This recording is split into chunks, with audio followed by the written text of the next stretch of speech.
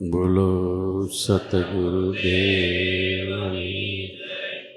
પોપટરામ બાપાની, દુધેશ્વર માતની, લાવેશ્વર નાથની, ઉગમેશ્વર નાથની, ઈર્ષાગર ભગવાનની, સતગુરુદેવની જય. મનુષ્ય જીવનની સફળતા સત્સંગની અંદર રહેલી છે. સફળતા એટલે જે અર્થે મનુષ્ય અવતાર મળ્યો છે એ અર્થ સિદ્ધ થાય. કયા અર્થે મનુષ્ય અવતાર મળ્યો છે? કે ધર્મ, અર્થ, કામ અને મોક્ષ,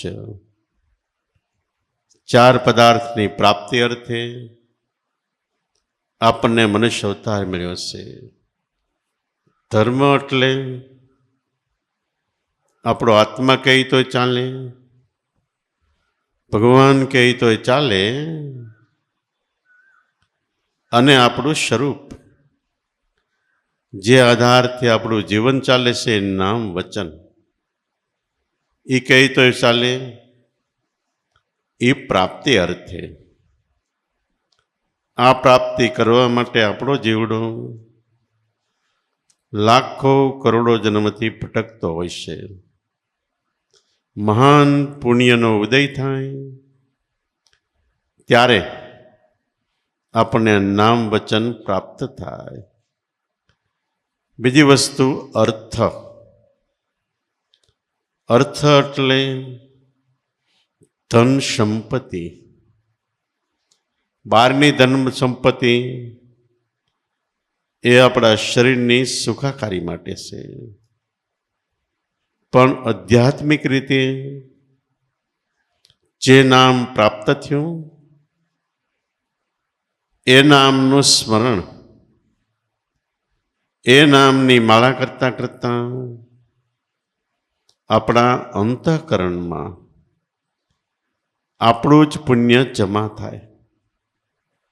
પોતાનું પુણ્ય એ જ અર્થ છે. પીર પુકારો મુજા ભાવથી આ અર્થ ક્યારે સિદ્ધ થાય? આપણા અંતરના ભાવથી. પીડા ભાંગનાર સદગુરુ મળ્યા એનો પોકાર, એટલે ગુરુમૂર્તિનું ધ્યાન. એ ધ્યાન પણ દાદાશ્રીએ કીધું, ભક્તિ કરો ભલા ભાવથી, એટલે સારા ઊંચા ભાવથી કરજો ભલેરા કામ. ભલું કામ એને કહેવાય કે આપણને પણ લાભ થાય, સામાને પણ લાભ થાય. આ ભલેરા કામ કરો અને પોતાના પુણ્ય વિના પાર નહીં. પોતાનું પુણ્ય એ શ્વાસોશ્વાસનું સ્મરણ, અજંપા જાપ છે. એમાં ધ્યાન આપો, એ આપણું સાચું પુણ્ય છે. એને પુણ્ય કહો તો ભલે, આપણી અંતરની બેંક બેલેન્સ કહો તો ભલે, અને આપણી કમાઈ કહો તો ભલે, એ અંતઃકરણમાં જમા થાય એને કહેવાય અર્થ. જમા થાય એટલે સામે ઉધારમાં જે આપણી ઉપર કર્મનું કરજ છે એ કરજ ભરાઈ જાય ત્યારે આપણું દિલ, હૃદય ચોખ્ખું, નિર્મળ અને પવિત્ર બને. એની અંદર જેવા સ્વરૂપે આપણો આત્મા છે એ અનુભવ. આ અર્થ સિદ્ધ કર્યો કહેવાય. ધર્મ, અર્થ અને કામ. કામના બે રૂપ છે. એકને કહેવાય વિષય વાસના, બીજા કામને કહેવાય કોઈ પણ વસ્તુને પામમાં મેળવવાની તીવ્ર ઈચ્છા. એ કામ કહેવાય છે. આપણે અહીંયા કામ કોને કહેવાય કે પરિબ્રહ્મ પરમાત્મા ભગવાનને પામવાની અતિશય લોહ લગની. આ લગની જામે વચ્ચે અંતરાય રૂપ આ વિષય વાસના છે એ નષ્ટ સ્મરણથી થાય. વિષયો ખરાબ પણ નથી અને સારા પણ નથી, પણ ભજનમાં રોકે એટલું ન બનવું જોઈએ. આપણા મનોપ્રદેશમાં ભજન સિવાયના જે વિષયો આવે, તર્ક વિતર્ક થાય, લોમ વિલમ થાય, આ નડતર રૂપ છે. નકર એમ કહેવાય કે કૃષ્ણ ભગવાનનો એક છોકરો, એક પુત્ર, એનું નામ કામદેવ હતું. પણ કૃષ્ણચંદ્ર એવો આપણો આત્મા, એને પ્રાપ્તિ અર્થે નહીં, એનું ફળ એક કામદેવ. એને તીવ્ર ઈચ્છા સદગુરુ શરણમાં જામે એ કામદેવ આપણને ભજનમાં મદદ કરતા પણ છે. અને જો ખાલી આપણા મનને ઢળી જાય તો નુકસાન કરતા છે. ધર્મ, અર્થ, કામ અને મોક્ષ. મોક્ષનો તો આપણે વારંવાર અર્થ કહીએ છીએ કે મોહનો ક્ષય. મોહ કોને કહેવાય કે ભગવાન સિવાય, ઈશ્વર નામ કે સદગુરુ સિવાય ક્યાંય પણ મન લગાડ્યું એટલે મોહ કહેવાય છે. અને સદગુરુમાં કદાચ મોહથી મન લગાડ્યું તો પણ એ શુદ્ધ પ્રેમ કહેવાય છે, ભાવ કહેવાય છે. ભાગવતમાં સુખદેવ મુનિ પરીક્ષિતને એમ કહે છે કે પ્રબળ પ્રેમ છે એ આત્માની બાજુમાં બિરાજતો પ્રતિનિધિ છે. અને આ પ્રેમ ચારે યુગમાં ભરપૂર છે, પણ કળયુગની અંદર એ પ્રેમનું બીજું સ્વરૂપ થાય. એ પ્રેમ જ્યારે હૃદયમાં વ્યાપશે ત્યારે પોતે ફક્ત પોતાનું જ જોશે. તો આ પ્રેમ એ મોહના રૂપમાં જાય. એ મોહનો ક્ષય એક સત્સંગ દ્વારા અને બીજું સત્સંગથી પ્રાપ્ત થયેલ આપણી પોતાની મૂડી ભજન નામ એના સ્મરણ રૂપે થાય છે. તો મોક્ષ મળ્યો એટલે પછી આપણું મન નામ અને સદગુરુ બે સિવાય ક્યાંય ગતિ ન કરે, ક્યાંય જાય નહીં. એટલે મનુષ્યના મનુષ્ય રહી છે. અને મનુષ્ય જન્મ પછી પણ આવું ભજન સત્સંગ આધ્યાત્મિક જ્ઞાન આપનાર સદગુરુ સંતો ઓટોમેટિક મળે છે. કર્મ સંજોગે કદાચ આપણે ગમે ત્યાં ફેંકાઈ જાય, દૂર દૂર વ્યા જાય, તો પણ ફરીવાર સદગુરુ આપણને ગોતી લે છે. આ ખરેખર કર્મની ગતિ છે.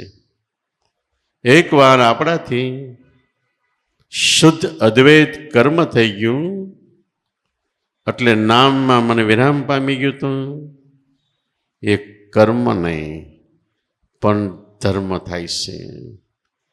કર્મનો અર્થ વિધિ પણ થાય છે. એમ કહેવાય કે બાળકનો જન્મ થાય ત્યારે વિધાતા લેખ લખવા આવે.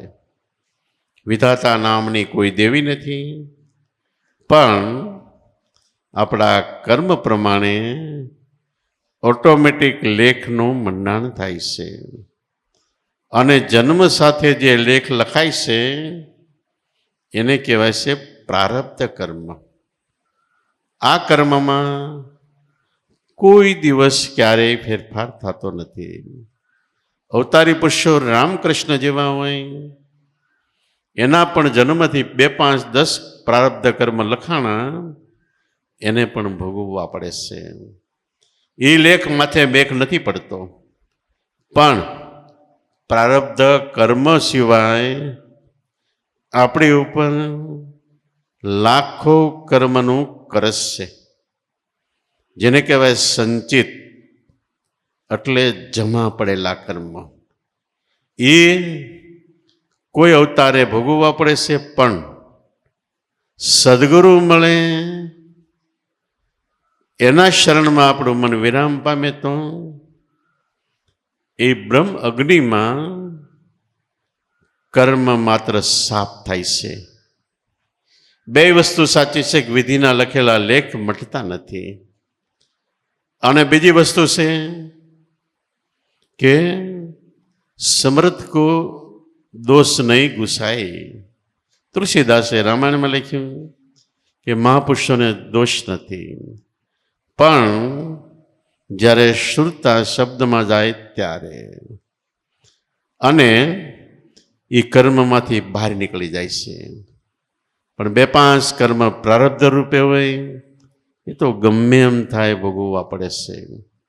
એના શાસ્ત્રોમાં ઘણા દાખલા છે, વેદ વેદાંતોમાં પણ છે. આપણે કહેવાય છે કે લંકાની લાડી અને ઘોઘાનો વર, એ કર્મની આખી થિયરી છે. બીજી થિયરીમાં એક વાણિયાને ત્યાં પુત્રનો જન્મ થયો, અને જન્મ પછી વિધાતા કે લેખ લખવા આવ્યા. વાણિયો અડો ઉભો રહી ગયો. એ કે તમે કોણ છો? તો કે હું વિધિ વિધાતા છું. તો કે આના લેખ શું લખ્યા? એ કે કહેવાય નહીં. તો કે નહીં કે હું નહીં જવા દઉં. કે કેવરાવીશ. ઘણી માથાકૂટને અંતે વિધાતાએ એમ કીધું કે આના ચોથે ફેરો ફરતો હશે ત્યારે સિંહ એટલે હાવજ આવીને એને ફાડી કાઢે. વાણીઓ કે એવું ન થવા દઉં. વિધાતા કે મેં કર્મના લેખ લખ્યા, એમાં કોઈ દિવસ ફેરફાર ન થાય. વાણીઓ કે હું તારા લેખ માથે મેઘ મારીશ. ત્યારે વિધિ કહે છે અશક્ય, ન બની શકે. ત્યારે તો કે સમય આવવા દો. છોકરો મોટો થતો થતો ઉંમરલાયક થયો, સગપણ કર્યું, અને લગ્ન લીધા. જાન લઈને પરણવા ગયા. વાણિયાએ આખી મિલિટરી તૈયાર રાખી. જ્યાં ફેરો ફરવાનો હતો એ મંડપની ફરી બાજુ ડબલ કોર્ડન કરી, એટલે ડબલ સૈનિકો ગોઠવા. લાગઠ એક ઊભા, એની પાછળ બીજા ઊભા. પછી ફળીમાં, શેરીમાં, ગામમાં બધે ફેરો મૂકી દીધો પાકો. બંદૂકધારીઓ કે સિંહ આવે એટલે ગોળીએ દઈ દેવાનું. એક ફેરો થયો, વાણીઓ ત્યાં ઉભો રહ્યો. બીજો ફેરો, ત્રીજો ફેરો, ચોથે ફેરે કે આવડો શેઠ કે છે સાવધાન. બધા આમ તાકીને ઉભા રહ્યા. ખાવજ આવે એટલે ગોળીએ દઈ દેવાનું. ચોથો ફેરો અડધો ને પોણો ગયો, તાજે પડદો હતો, પડદામાં હાવજ સીતરેલો હતો, એમાંથી પ્રગટ થયો. પ્રગટ થઈને મને ફાડી ખાતો. વિધિ ઉભી રહીને કે જોઈ લે મારો ખેલ. ત્યારે ખરેખર એ કાન પકડી ગયો. વિધિ વિધાતા એ સંસ્કૃત શબ્દનો અર્થ કર્મ થાય છે. વિધિ નામની કોઈ દેવી કર્મ લખવા માટે ઘેરે ઘેરે ક્યાંય બાય આટા નથી મારતી. પણ જેવા કર્મ છે એવો ઓટોમેટિક લેખ લખાય છે. આ બનેલી હકીકત છે. ત્યાર પછી વણિક જ્ઞાતિમાં લગ્ન થાય, 3 ફેરા માંડવામાં ફરે, અને ચોથો ફેરો મંડપની બહાર ફરે. અત્યાર સુધી હમણાં સુધી રિવાજ હતો, હમણાંની કાંઈ ખબર નથી. પણ કહેવાનો સાર એ છે કે કર્મની ગતિ અતિશય અટપટી છે, અઘરી છે. અને કોઈ શાસ્ત્રોમાં, કોઈ વેદ વેદાંત પુરાણોમાં સળંગ કર્મની ગતિ નથી લખી.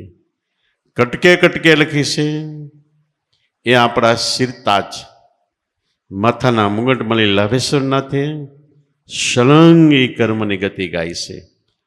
3 ભજનોની અંદર કર્મની ઉત્પત્તિથી એમાં મુક્ત કેમ થવું બધું બોલી ગયા છે.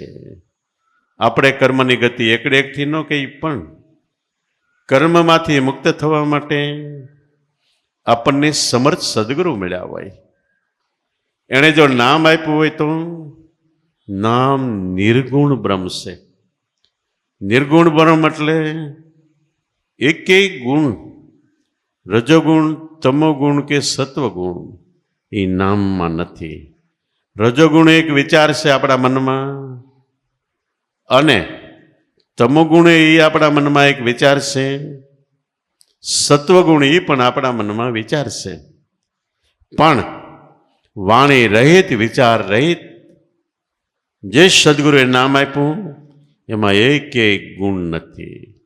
જ્યાં લગી વિચાર છે, વાણી છે, દેહ ભાવ છે, ત્યાં સુધી કર્મ છે. પણ સદગુરુએ નામ આપ્યું એ સર્વે દ્વંદ્વોથી પર છે. જેને દેહ નથી, ઇન્દ્રિયો નથી, અંતઃકરણ નથી, ગુણ નથી, કાંઈ નથી, એવું નામ છે. એકવાર જો આપણે નામમાં ખોવાઈ જાય તો ત્યાં કાંઈ રહેતું નથી. ભાણ સાહેબે કીધું ને એક વાણીમાં, છેલ્લે નામાશણમાં, કે નહીં ભાણો હરી ભીતર ભેજા, જ્યોતમાં જ્યોત મિલાયા. ભાણ સાહેબ કે હું ભાણ જ ન રહ્યો, એટલે ભાણ એ દેહનું નામ.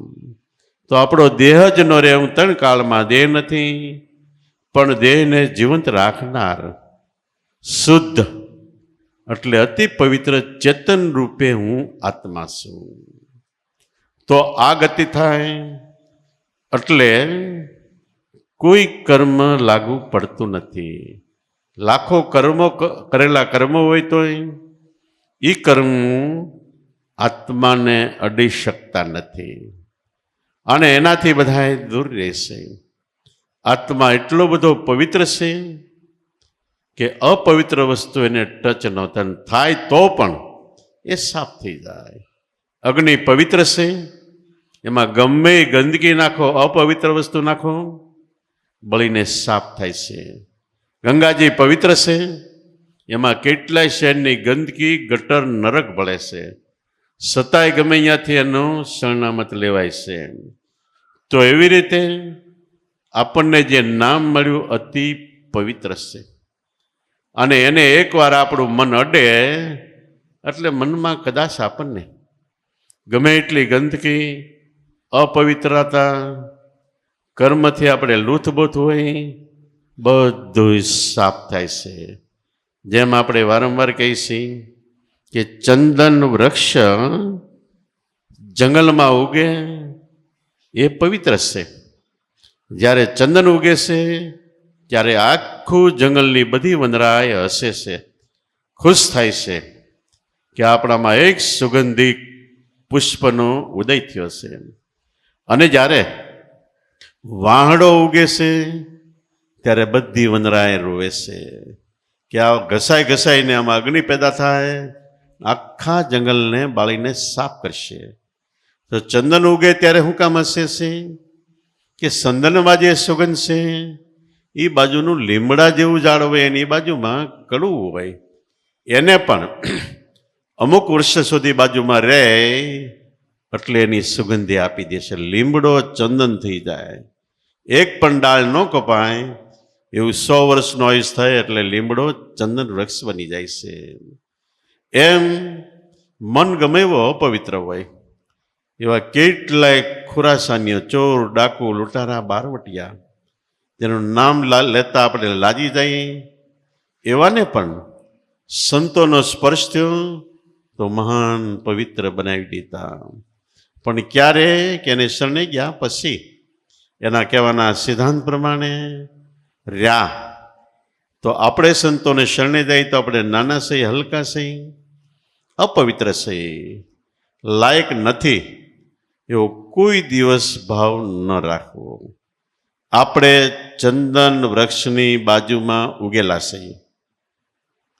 ફરી વાર કહું તો ચંદનમાં જે ગુણ છે એ સંતો સ્વરૂપ છે.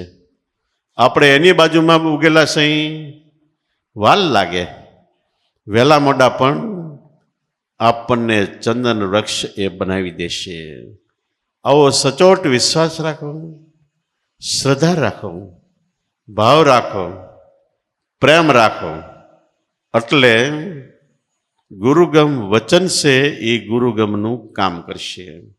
આપણે ઘણીવાર કહીએ કે દૂધ દોઈને ગરમ કરીને એમાં મેલવણ નાખી દઈ, પછી ઢાંકણું ઢાંકી દઈ. પછી શું છે કે જે મેળવણ નાખ્યું છે એ મેળવણનું કામ કરશે. એમ આપણી અંદર સત્સંગ કરીને આપણા તપના પ્રતાપે સદગુરુ દાતાએ નામ આપ્યું, વચન આપ્યું, વચન વચનનું કામ કરશે. આપણા અંતરમાં નાખ્યું, મેળવણનું કામ કરે એમ ગુરુગમનું કામ કરશે. તો આ એક વસ્તુ કર્મમાંથી મુક્ત થવા માટે નામમાં મળવું. બીજી વસ્તુ કદાચ આપણે સ્મરણ કે ધ્યાન ન કરી શકીએ, લગ્ન ન લાગે, મન ઠેકડો મરીને વહી જાય, તો સદગુરુના હુકમદાર બંદા બની જાય. એના વતી લડી એટલે એ કે પ્રમાણે આપણા જીવનની નાવ ચલાવવી. તો એકવાર આપણને કર્મમાંથી જરૂર મુક્ત કરે છે. બીજું 3 ગુણથી પર આપણે કીધું એમ એવી રીતે સદગુરુ શરણમાં ગાંડા અબુજ અજ્ઞાન બની જાય. તો આ જગતમાં પણ ગાંડાને કર્મ લાગતો નથી. ભારતનો ફોજદારી કાયદો એને નથી લાગતો. તો એવી રીતનું જીવન આપણે સદગુરુ શરણમાં અજ્ઞાન અબુજ બની જાય તો કર્મ ન લાગે. બીજું બાળકને, એક બાળક બીજા બાળકને ધક્કો મારીને મારી નાખે તો એ બાળકને સજા નથી. એમ ગુરુ શરણમાં બાળક બની જાય તો પણ સજા નથી. એટલે મનુષ્ય જીવનમાં સફળતા, સર્વકર્મના બંધનમાંથી મુક્ત થવું, એને માટે સચોટ સર્વોપરી ઊંચામાં ઊંચો ઉપાય આપણને જે નામ મળ્યું છે એ નામનું સ્મરણ. સત્સંગ કરતા કરતા કરતા કરતા છેલ્લું પગથિયું, ટોચનું પગથિયું નામ છે. જે મળવાનું હતું એ મળી ગયું, હવે મળ્યું છે ને માણવું. માણવું એટલે નામના સ્મરણમાં રાત ને દિવસ જોયા વગર જેટલું બને એટલા આપણા ચિત્તને ચોંટાડી દો. તો ચિત્તથી ચિંતન કરતા કરતા એકવાર ચિદ્રુપ ગુરુ વચનમાં આપણે એકાકાર થઈ જવાનું ઓટોમેટિક. ત્યારે ખોણનહારો ગોતવાવાળું આપણું મન ભગવાનને ખોવાઈ ગયું. ખોણનહારો પોતે ખોવાઈ ગયો, આત્મા થઈ ગયો અદ્વૈત. દ્વૈત બે. આપણે એને સદગુરુ, આપણું મન ને આત્મા બે હતા, એ અદ્વૈત એક થઈ ગયા. મન આત્મામાં સમાઈ ગયું. આપણું સર્વ પ્રકારનું જીવન સદગુરુ શ્રવણમાં સમાઈ ગયું. એટલે એના કહેવાના સિદ્ધાંત પ્રમાણે જીવન જીવી ગયા. એટલે અદ્વૈત ગતિ. ખોલનાર પોતે ખોવાઈ ગયો, આત્મા થઈ ગયો અદ્વૈત. પારો ગળીને થયું પાણી. પાળો એટલે બરફનો ગાંગડો. એ છે એને આકાર છે, અને એ જ્યારે ઓગળી જાય તે આકાર છોડી દે છે. તો એ ક્યાં જાય બરફનો ગાંગડો? કે પહેલું એનું રૂપ પાણી હતું. પાણીમાંથી બરફ જામ્યો, પાછું ઓગળ્યો એટલે પાણી થઈ ગયું. એમ આપણું મૂળ સ્વરૂપ આપણો આત્મા હતો. ફરી વાર કહું, આપણું મૂળ સ્વરૂપ આપણો આત્મા હતો. અને એમાંથી મન ગાંગડા રૂપે થયું, પણ એ ગળી ગયું ગુરુ વચનમાં, એટલે આત્મા સ્વરૂપે બની ગયું. તો આવી રીતે થયું ત્યારે નરસિંહ મહેતા કે જે ઘરથી જીવ આયા, મારો જીવડો જે ઘરેથી આવ્યો તો સેજે સોય ઘર પાયા. સહજમાં એ ઘરની મને ઓળખાણ થઈ ગઈ. સેજે સોય ઘર પાયા, પણ ક્યારેક ઉલટ સમાણી આપમાં. જે આપણું મન બહાર ભૌતિક સુખમાં રખડતું ભટકતું હતું, આપમાં એટલે અંતરમાં સમાઈ ગયું. ઉલટ સમાણી આપમાં તઈ ખરેખર નંદ લક્ષ્ય લાયા. હદ નહીં એટલો લક્ષ્ય. જે મેળવતા કરોડો જન્મ વહી જાય એ સહજમાં મળી ગયું. દેવ પ્રણાલિકામાં મુસ્કંદ રાજાએ અને આગલા અવતારે એમ કહેવાય કે આખી જિંદગી નહીં, એક યુગ દેવોની સેવા કરી હતી. પછી નરસિંહ મહેતા રૂપે પ્રગટ થયા. તો એવી રીતે સેવા કરી એટલે સેવના નામનું સ્મરણ કર્યું. આપણું પણ જીવન એવું બને તો પરિબ્રહ્મ પરમાત્મા ક્યાંય બહાર નથી, આઘા નથી. આપણા દેહ મંદિરમાં ચેતન સ્વરૂપે હાજરા હાજર છે. એની સેવા એટલે સ્મરણ કરો નામનું, એટલે ઓટોમેટિક ક્યારેક નામમાંથી પ્રગટ થાય. તો આવી રીતનું મનુષ્ય જન્મમાં એક જમાં આ સફળતા મળે છે. આ જન્મ મળ્યો છે તો આ જન્મમાં મનુષ્ય જન્મ બીજી રીતે કહી તો દેવગતિ સમાન છે. આમાં ખાઓ પીઓ, હરો ફરો, મોજ શોખ કરો. કોઈ વસ્તુ ભજનમાં નડતર રૂપ નથી, પણ નડતર રૂપ તમે તમારા મનને પૂછજો એટલે મન જવાબ આપશે. કદાચ એમાં ખ્યાલ ન હોય તો સદગુરુને પૂછી જુઓ, એ અરીસો છે, એ જવાબ આપશે. અને એમાંય ખ્યાલ ન રહે તો જગતને પૂછો. તમે જેવા ચિત્ર રૂપે છે એવું જગત પણ કહે. એમાંય ન ખ્યાલ આવે તો નામના સ્મરણમાં ઘડી બે ઘડી સ્થિર થાવ, તો નામમાંથી ઓટોમેટિક આત્મ સ્વરૂપે અવાજ આવશે. અવાજ એટલે આપણે બોલી એમ નહીં, પણ આપણા મનોપ્રદેશમાં આપણને ખ્યાલ આવશે. જેને કહેવાય આત્માનો અવાજ, ગેબી અવાજ, આકાશી અવાજ કે ભગવાનના ઘરનો અવાજ, એ પણ આપણામાં થઈ રહેલ છે. એટલે મનને પાછું વાળવા માટેના ઘણા માર્ગમાં જે માર્ગ આપણને સરળ લાગે એ માર્ગ પકડીને અભ્યાસ કરવા માંડી જાઓ. કોઈએ અમેરિકામાં સ્વામી વિવેકાનંદને પૂછ્યું કે તમે આ બધું કહો છો, એ મારે કરવાનું કેવી રીતે? તો સ્વામી વિવેકાનંદ કે ઉઠો જાગો, ધ્યેય પ્રાપ્ત ન થાય ત્યાં સુધી મંડ્યા રહો. ઉઠી જાઓ એટલે તમારા મનને ઉઠાડી દો, જાગી જાઓ, મનને ગુરુ વચનમાં જાગૃત કરો. ઉઠો જાગો ને ધ્યેય, ધ્યેય એટલે આપણે જ્યાં જવું છે એ માર્ગ પ્રાપ્ત ન થાય ત્યાં સુધી મંડ્યા રહો. એટલે મહેનત કર્યા કરો, કર્યા કરો, કર્યા કરો. એક દિવસ વહેલા મોડી સફળતા આવશે. તૈયાર જ કરો સમુદ્રમાં તો વહેલા મોડો ગમે ત્યારે કિનારો આવશે.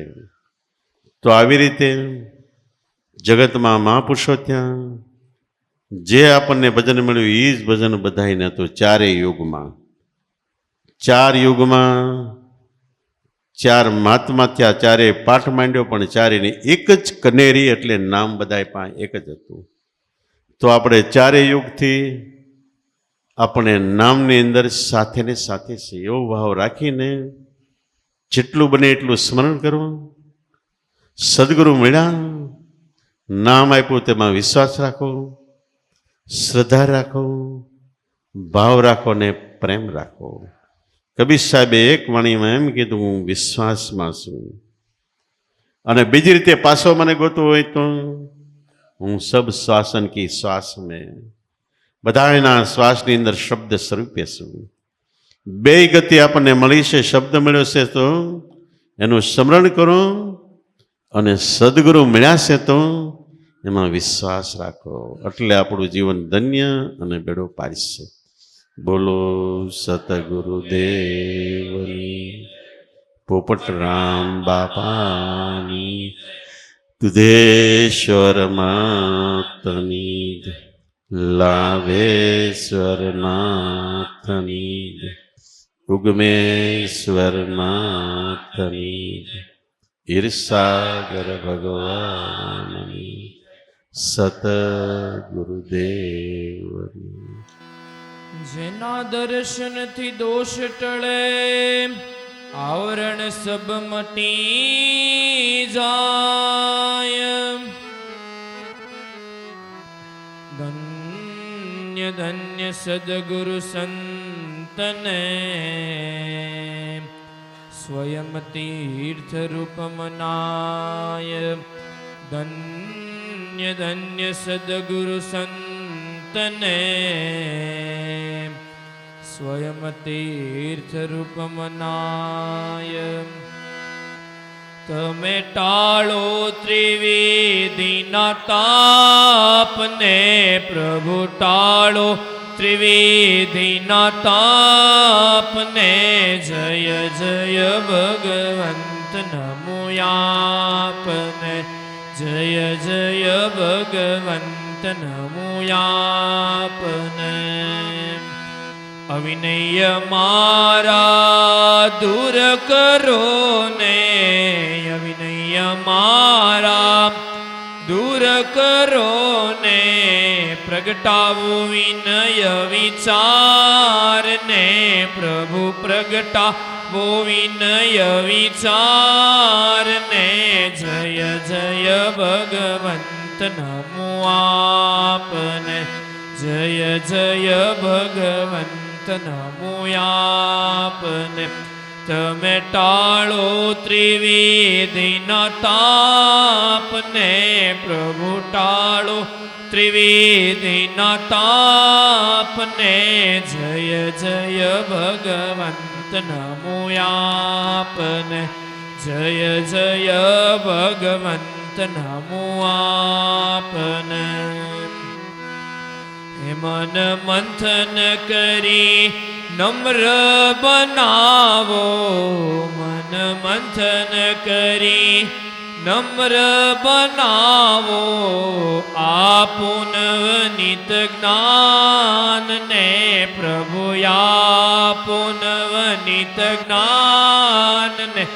જય જય ભગવંત નમો આપને, જય જય ભગવંત નમો આપને.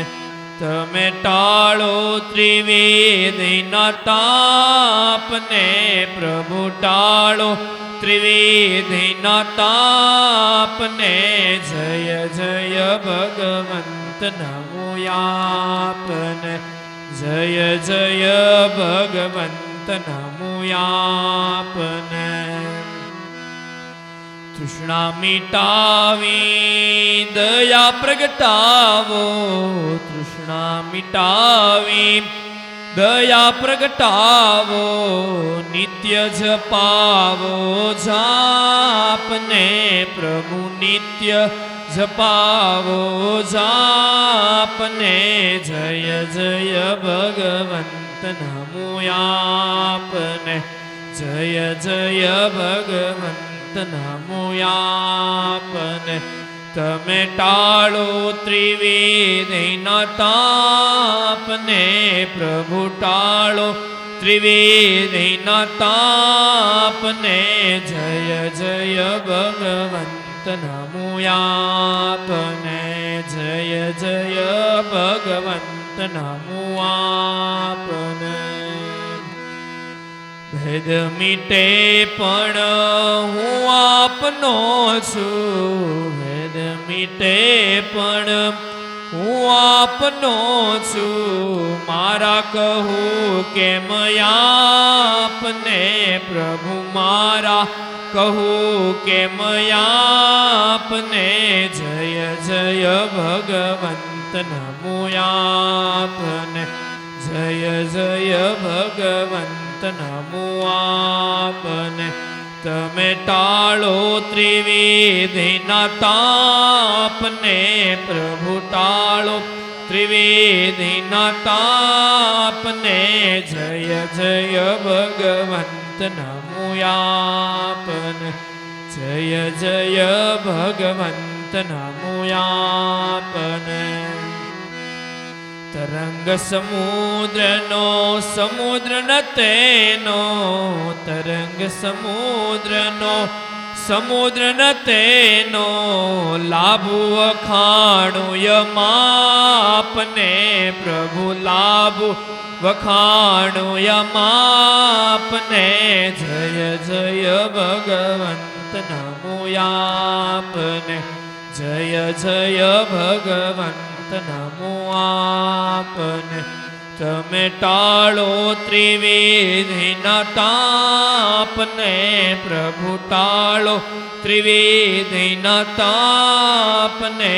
જય જય ભગવંત નમો આપને, જય જય ભગવંત નમો આપને.